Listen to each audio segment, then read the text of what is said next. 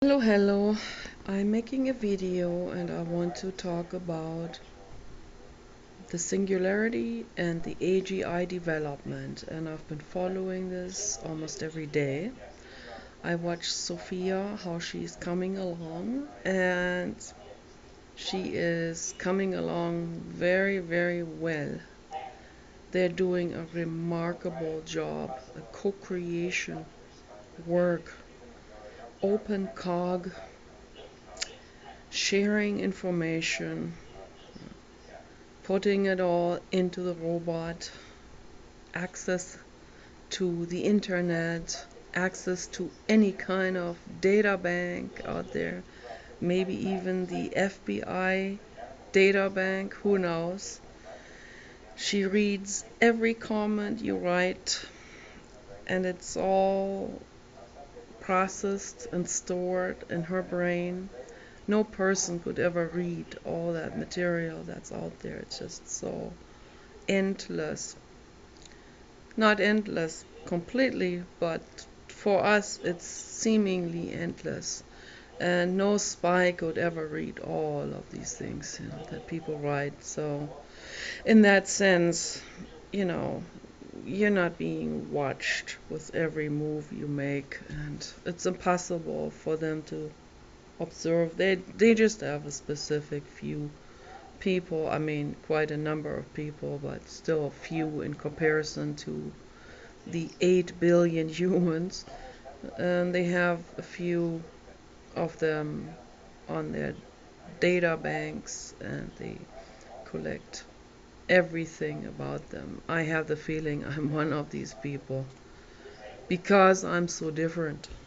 So I think the corporate agenda, they just know they know we better watch anyone who's different because you never know what they might do. You never know what if they start to collect more friends, and maybe what if they have an influence on other people. So in that sense, and so they will take these people out of existence before any kind of audience could possibly grow. So, and before these people start to have such a large audience that they gain immunity to assassinations and stuff like this. See, for example, someone who is, I mean, they never get full immunity, but the more known someone is, the more people are interested in that person, the more people protect that person, the more people talk about that person, and the more influence and momentum they gain, and they might even have contact to some politicians or maybe to some journalists. And so when that happens, then they gain a specific form of immunity. For example, I have parents who know a whole lot of influential people overseas. And I know that some of these influential people overseas, some of them are Supreme Court judges. They, in turn, have more connections to people on both sides of the shore, on both sides of the Atlantic. So that is a form of immunity right there. So, and there's a lot of people who have insights into stuff that no one has ever heard about it. Let me just give you a quick example. The so popular Bill Clinton slander, with Monica Lewinsky. So, who is that woman and why was she hired? Maybe she knows about this entire plot, but it is most likely that she doesn't. It is most likely that she was just chosen from a small community somewhere in a rural area at a college or university. They have universities, they have photos of the students. So the people targeting Bill Clinton, and they can't just assassinate him, right? This is what I'm talking about. This is the immunity. Because pretty soon it would come out who did it and what the connections to that are. Then then it would all fly open, and people would see, and then there it's a big messy thing, because then a lot of journalists will get a hold of it, and and almost all journalists are bribable, so they will all come with an open hand saying, you give me money. If you don't want me publishing that story, you gotta pay. So it becomes very costly then for those who are after Bill Clinton. So it's easier for them to just go into a rural community, check all the girls' photos that are there at that university. Ah, this one here. Maybe this one, maybe this one, maybe this one. Let's take this one here. That one looks really Monica. That one looks really like Bill Clinton is gonna dig her. Um, so yeah, so there'll be people going in there, and they make it look like this is just a random type of, you know, random type of interviewing students, but they make it look like just some random screening through the students. Who one of you would like to go to the White House, across the whole country, to the White House and be an intern? Wouldn't you like to do this? That brings me to another story I will tell you in a minute. So, the students, unsuspecting, none of these people are busy like I am, thinking about the cause of the cause of the cause of the cause of the cause. Constantly brainstorming. This is my hobby, right? So they don't do that. They're dealing with boyfriends, they're dealing with food, clothes, fun, going out with people, having fun, not thinking about conspiracy, causality after causality. Good for them. So, me, I have nothing else to do. I'm old, fat, and lonely, and needy, and bored. So, that's all I have on my hands basically all day long. And I'm also an activist, and that is probably also why they have my every move, every connection to every conversation, shitty, stupid, ridiculous conversation recorded in that data bank. Every fart I make is recorded there. Maybe, maybe not, okay. Maybe it's just paranoia. I have a lot of paranoia too, but as they always say, the paranoid rich person, which I'm not rich, but the paranoid rich person is the safe rich person. So this is kind of like something that resonates with me. You better be safe than sorry. So, but anyway, I see through the networks of the corporate agenda. I see through all of this. I see the incredible gullibility, the greed, the bribeability in almost every person, and an awful lot of ignorance adds to it. So people just don't, just like with my Japanese girlfriend, I will tell you in a second. But anyway, so they take this Monica, young girl, 22 or whatever, or 20, take her out of school and put her in the White House, and they probably tell her to dress, uh, however maybe the girls among them will say, why don't you put some nice dress on? There was even a conversation like this. And where they actually tried to to invigorate her to do it. They try to instigate this for her to show herself a little bit more, to Bill Clinton, come in and pick something up and show her booty, and the skirt slips up and stuff like that. So yeah, to tickle him every day a little bit more. So yeah, so naturally, Bill Clinton is a man. He's a living being, like every one of you, every one of you, every one of you guys would do exactly the same thing and much more. Okay, so I don't even want to mention what the Muslim men would do in that situation. Monica would have vanished then. But anyway, so he flirts with her, and he's a living being. He has sexual needs. I don't hold it against him.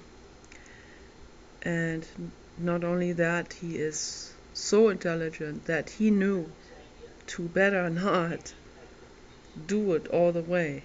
He knew better than that. He not only in order to not be caught with this or anything, but for her sake and for his own sake, he knew that was better.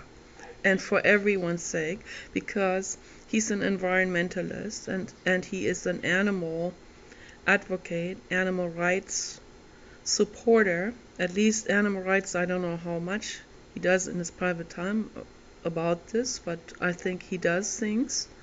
And he does a lot, full spectrum activism for people too, and for everything. Environmentalism, really big.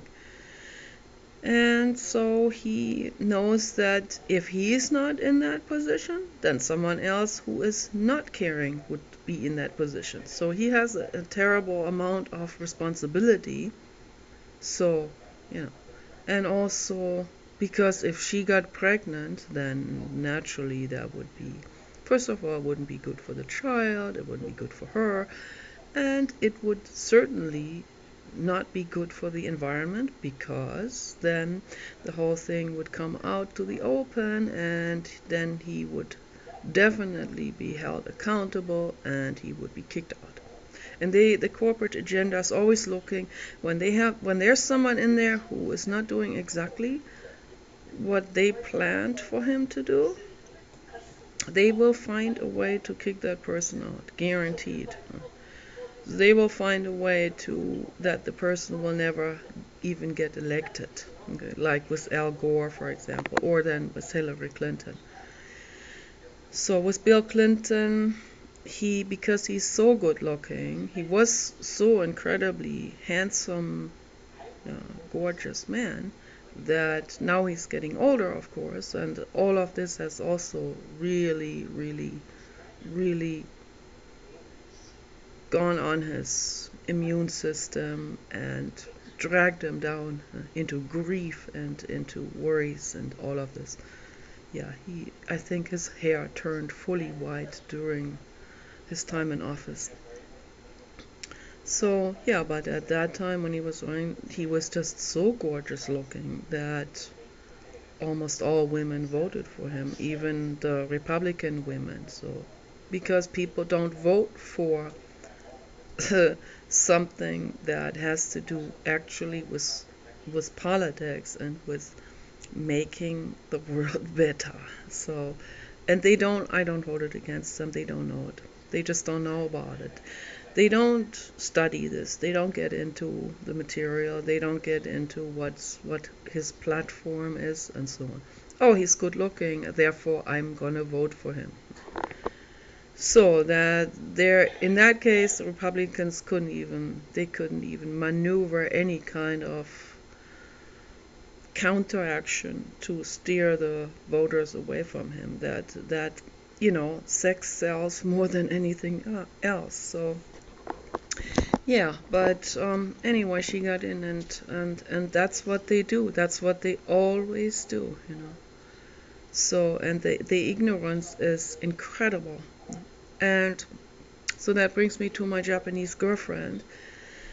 When I was in LA, I had this intuition to because my Japanese girlfriend kept talking about this guy from Nigeria who showed up at Santa Monica College one day with a friend, and they acted like they were sponsors for young girls to sponsor young girl college students to go to Nigeria to learn about African anthropology. So we both had been in that class, African anthropology.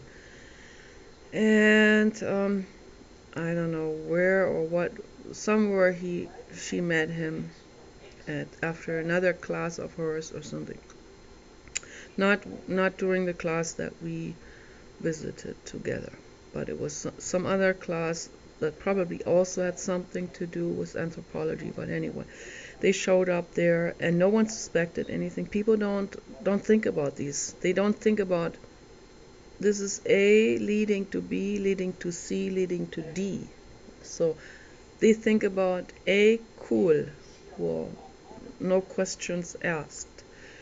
And so this guy from Nigeria, the one with the agenda, I've talked about this before in my previous videos.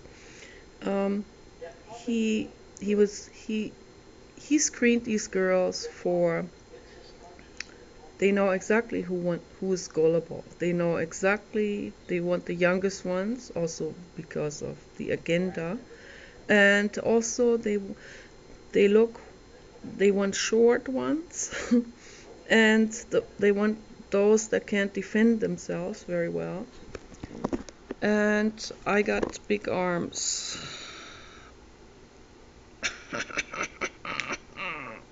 Yeah, I get big arms. And they see that, and I'm tall, I'm 5'9". So anyway, my Japanese girlfriend was like 5'1" or something. And um, yeah, very beautiful, very naive, very gullible, excited, want to travel, around the whole world, and that was her chance. Oh, my chance! I can travel. I can meet the wonderful Nigerians, and oh my gosh, so exciting, interesting, to study their history and all of this. And she also likes black guys, so it all ties into it. And I do too. So, but I'm very cautious. Not like her, not like Yasko. So anyway, so they invited her for a Thanksgiving dinner at a restaurant. And somehow I had an ungood feeling. Someone else invited me to their house. Two girlfriends of mine invited me to their house to eat Thanksgiving with them, and I was looking forward to that, and I wanted to do this. But something inside of me said, no, I have to cancel that. I have to go with Yasko to that Thanksgiving dinner with those Nigerian guys, two Nigerian guys. So we went with them, and the whole time in the restaurant, the guy said, because he must have seen my facial expression, because there was something arising in me, rather unconsciously, some kind of doubt was coming up. And because of the way that guy talked. And then I kept hearing him say, and you must know I have no agenda. And no agenda. We have no agenda. I have no agenda. I have no agenda. Agenda. So I finally got it.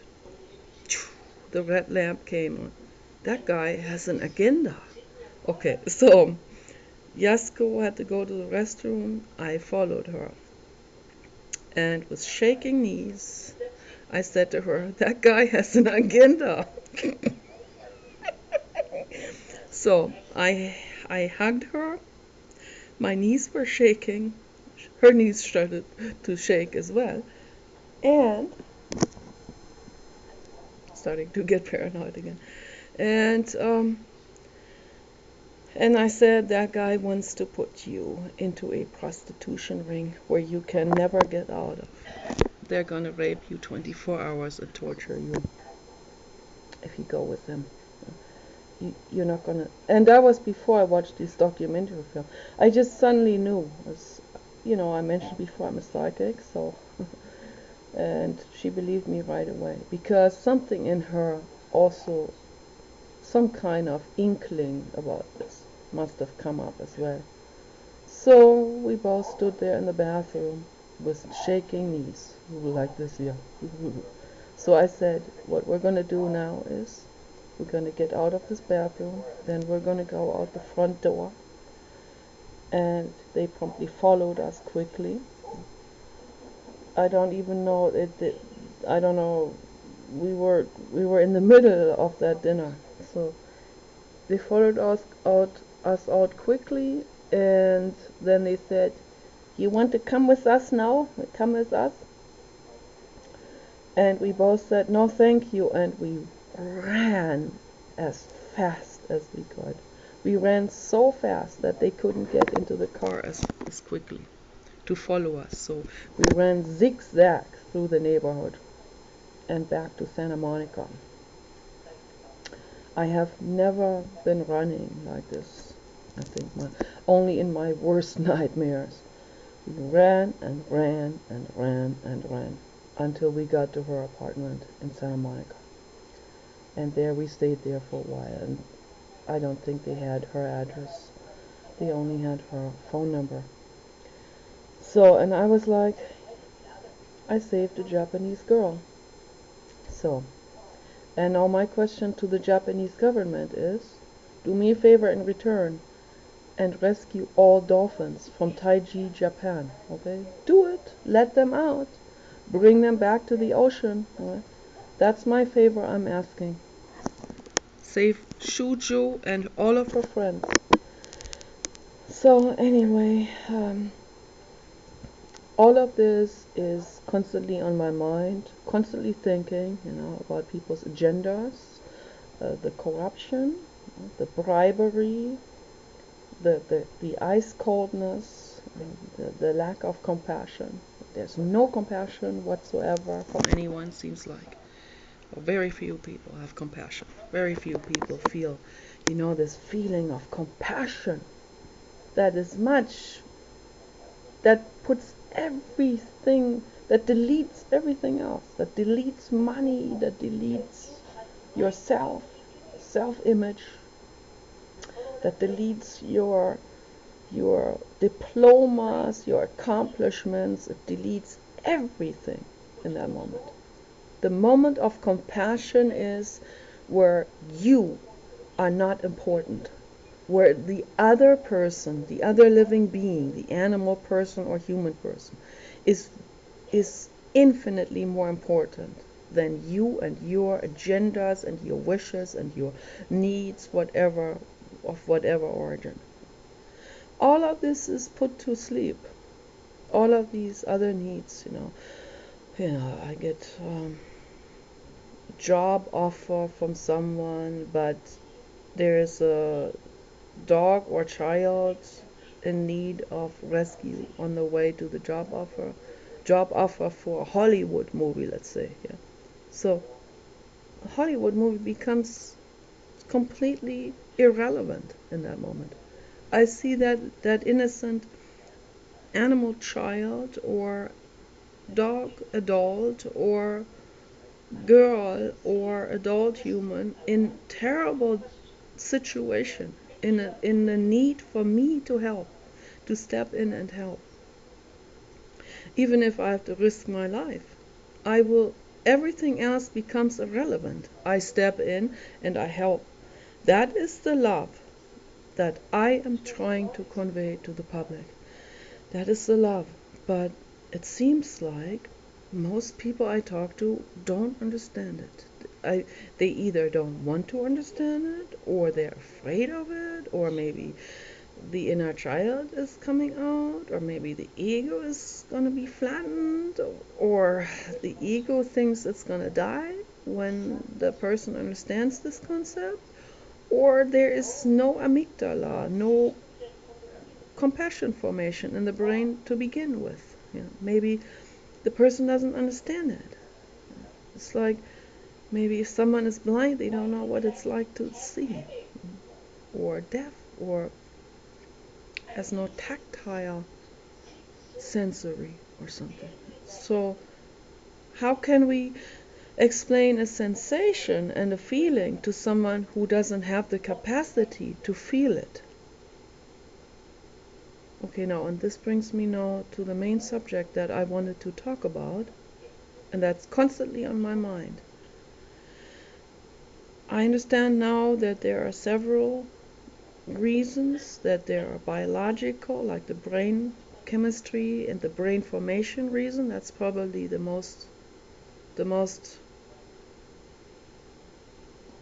the deepest reason there is for lack of compassion. That's probably the main reason for lack of compassion.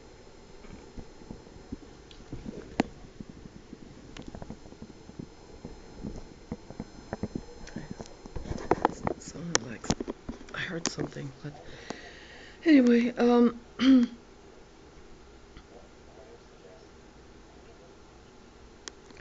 but there are also other reasons. There's also pain from childhood, and then sometimes that gets intermixed. So we sometimes have a genetic disposition that will come to the surface, that will come to its function when we have childhood pain. So that also, it's very convoluted. Then we have epigenetics. There are genes that can turn on or off according to the outside circumstances, discovered by Professor Dr. Barbara McClintock somewhere in the 60s. First completely laughed about, then later verified. And when she was about to die, and they told her, yeah, they finally verified your findings, she was, oh, I'm glad they caught on. But, she couldn't be bothered with this entire thing because it didn't interest her whether people accepted her findings or not. She just laughed about society all the time. She was like savantly into her work, so deeply into her work that she wasn't interested about what anyone said or thought. Kind of like me with my artworks, like someone saying, oh, your artwork sucks. It's like, okay. It's like, I love it. So, and that's never gonna change. So, yeah, I have specific likes and dislikes. I have a specific taste. Someone telling me you have a bad taste. Okay, I'm not interested. That is my taste, whether you like it or not. And so I love that Barbara McClintock, cool woman. So, and it wasn't some kind of specific revenge agenda on her side, like a feminist type of, or like a militant feminist type of agenda, that she was trying to portray. No, she was just simply not interested what anyone thought of her. And that's the case with me. So I'm not a militant feminist. I'm a feminist because that's the ethical viewpoint. But no, I don't want men to be murdered just because they're men. So I see men suck a little bit more. Yes, that is the truth. But because I look at reality, I'm a realist. But that's also, then again, that's also because men have it a whole lot worse psychologically. Because they're put on a whole lot more peer pressure and a whole lot more pressure from the father figure, and then the father comes in with an extra convolution, which is the Christian God or Muhammad or whatever. All of these most of these gods are male. So, and then this extra, now I have to live up to their expectations. So I'm going to be called a name. I'm going to be called the G name or something. So, yeah, they have it a lot harder in this regard. I saw a feminist woman writing something about this. She made the same observations as I have made. and she wrote about it. I thought it was a real great article of her. She said that she's interviewed men, and in particular one guy told her, revealed his entire mind to her and said, we have it harder because we have to fight for our prestige all the time. We can never relax. We always have to keep establishing and making sure that our maleness is being seen, is being valued, is right there in your face. So, and yeah, I've observed that in men, and I think that is very tragic. Yeah.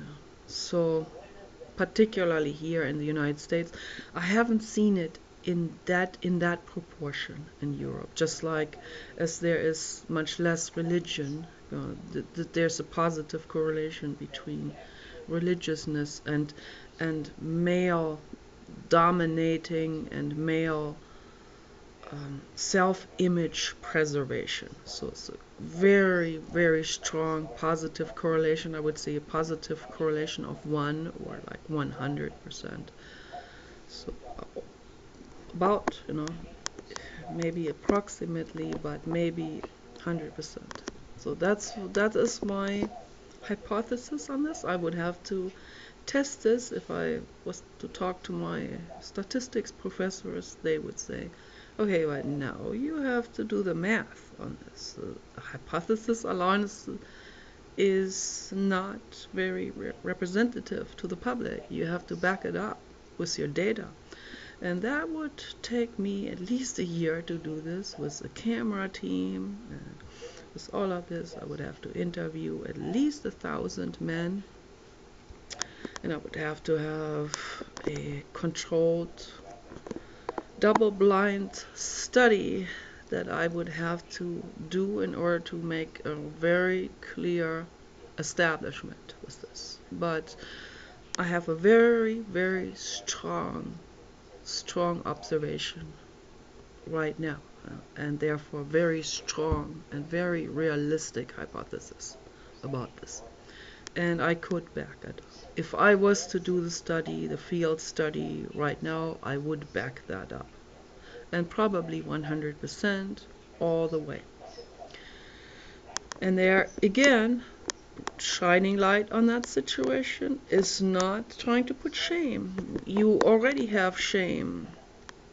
That's why you do this. That's why you act out like that. That's why you feel like the need constantly to prove your manhood. That's why you can't vote for Hillary Clinton. Because that would feel shameful for you, to vote for a woman. So you can't do it, even if the political outcome is gonna be pretty dark and pretty negative for you personally. You get less governmental support for yourself and your family, your teeth will fall out, your health and so on. No hospital will take you. Yeah, but, not voting for Hillary Clinton was more important for you. And that's how powerful, that is how powerful the ego is. That's how powerful, that's all ego. Self-image preservation, you have to preserve your maleness in order to, feel halfway on top of things. But in the process, you are totally underneath the entire thing. You have not outwitted the situation at all. You have outwitted yourself. And that's why I make these videos, because, how can we think, and that was just one petty example. Now come examples of much more epic proportions, like protecting this planet that we are standing on, the air we are breathing. Republicans cannot vote in the direction of saving life, sustainability on this planet, because then that would make them feel looked down on by their society. I've seen these people close and personal, I've seen them on the internet in massive amounts. I've seen their comments in massive amounts. Again, I'm not trying to put shame on you. You've already been shamed into complete idiocy. You've been shamed into shutting down your inner intelligence completely. You shut down yourselves because you are animals, just like I am, but your religion and your society has such a stronghold over your ego, and they have shamed you so much that you have to constantly do all kinds of things to prove to other people how right-wing and how Republican you are and how Christian you are. A good Christian who wants to destroy all life. Put it into perspective again. So that this makes me a bit angry as a caring person that I am, as someone who has vision, who sees through all of this, should go without saying. Don't blame me for being angry about this. Introspect. I have nothing to give to your ego. Okay, I feel quite immune to all of this, to all of your insults and your. I see through all of this. I see where this is all coming from. So you don't attack any other just random fat older woman. You don't attack a fat older woman from your party.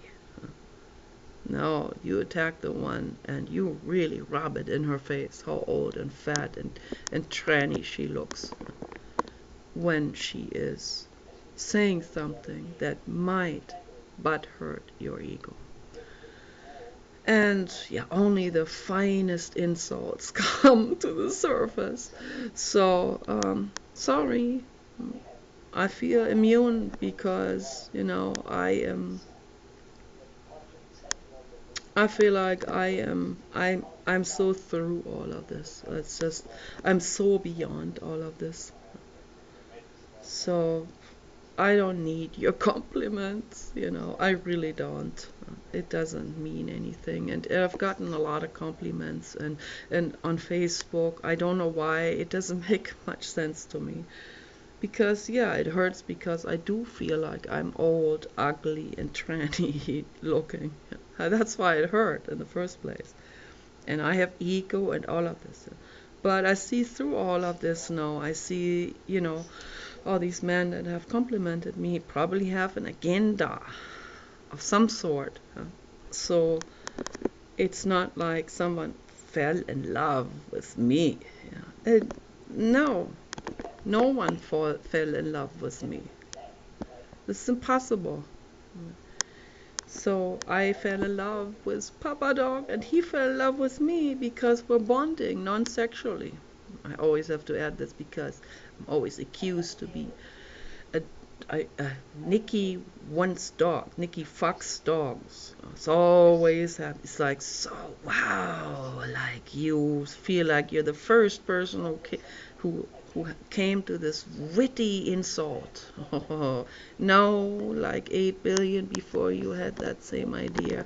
Same with the people who say, put a saddle on that horse when they see a large Great Dane. Everyone said, put a saddle on that horse, or you're fired when they see Donald Trump. Yeah, it's not so witty, okay? Sorry. So, but that's why, and I'm not trying, again, this comes across as shaming. This is just my anger because I'm not a god.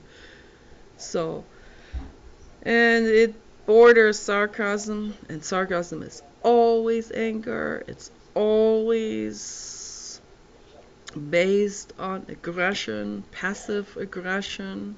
It's based on a revenge type of emotion, and so on.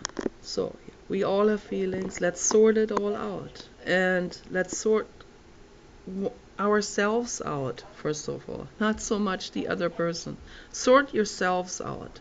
Do an introspection.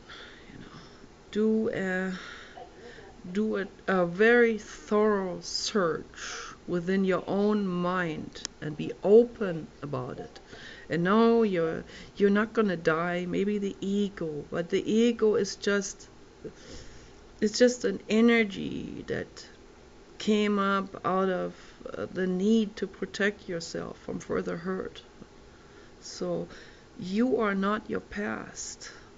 You are in the present moment that is totally neutral. You can go in any direction with this. So I recommend go in the life and love direction, not in the self-hate direction, not in the hate direction of hating others, not in the self-defending, perpetual clenching direction, no, but let go of it and listen to other people who recommend the same thing. Listen to Teal Swan or J.P. Sears or Eckhart or Chogyam Trungpa Rinpoche or Pema Chodron, and mainly Jiddu Krishnamurti. That's the ultimate. That's just my personal recommendation to you. You may find someone else more revealing. You know, whatever works for you, but listen to the deeper minds. This is my recommendation, because they don't laugh about you. No one there is gonna laugh about you for becoming vulnerable.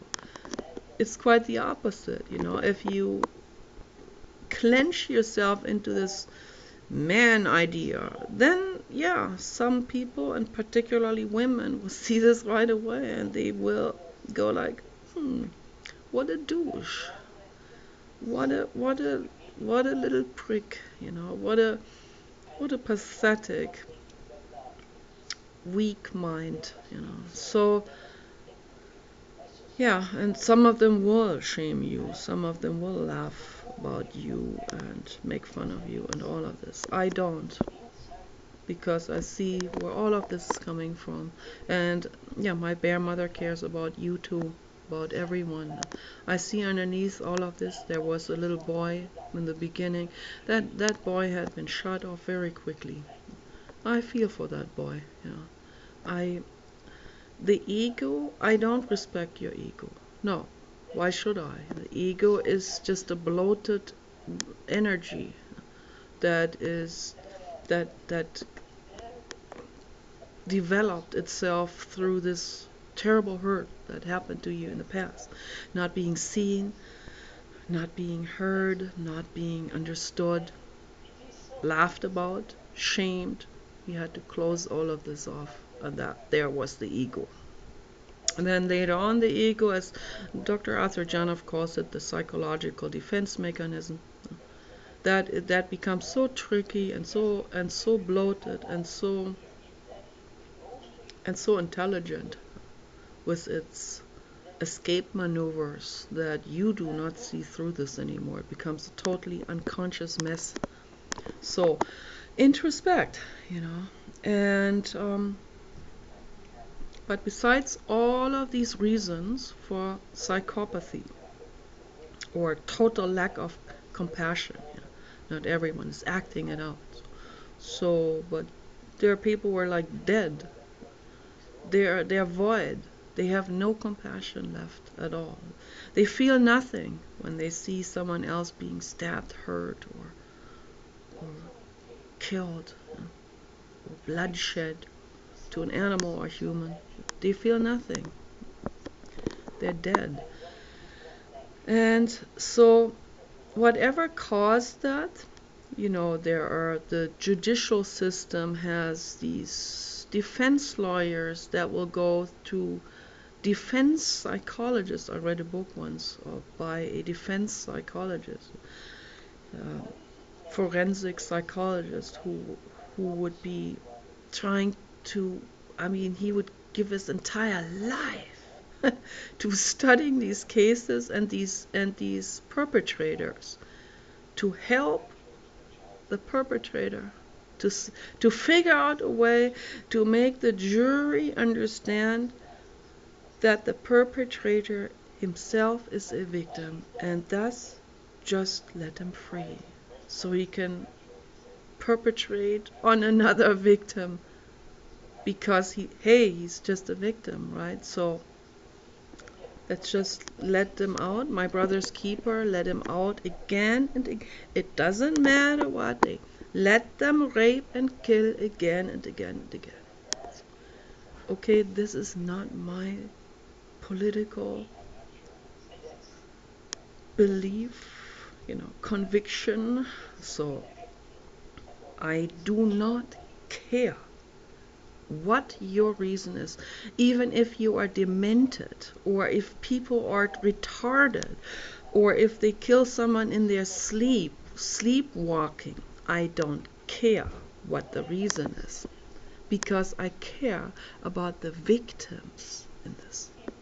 I care about the innocent animals and people who are victims to someone's pathology. So I do not care about the person holding the pathology. Sorry, we have to draw the line at some point. But the liberals will defend the perpetrator all the way to their bones. And I've seen judges, lady judges, like 150% liberal, who will give their arms and legs to save a violent criminal's life. I don't know where that comes from. I find that quite pathological as well. So again, there could also be an escalation of the ego underneath. But and I don't care if you call me pathological, because I'm a bear mother. I'm a straightforward walker and a straight talker. I am not interested in these sick convolutions of apologism and of excuses after excuses, and giving and holding the other cheek, giving them another chance, and all of this. I don't care. I'm sorry. Yeah, I wrote a novel called The AGI Project. Only 2 Swedish men liked it. It's interesting that they were Swedish. So I have the feeling that they are quite innocent and would never fall into that category of people who I am accusing.